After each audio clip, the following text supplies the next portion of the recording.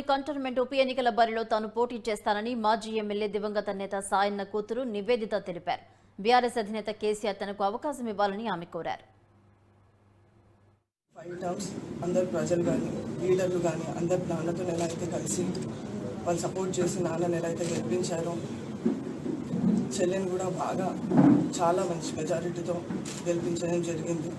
ఎంత కష్టం ఉన్నా కానీ అందరు లీడర్లు వాళ్ళంతటా వాళ్ళ కష్టపడి చెల్లికి మంచి మెజారిటీ తెచ్చారు. కానీ అన్ఫార్చునేట్లీ మనం ఇంత తొందరగా మన లీడర్ని కోల్పోయాము.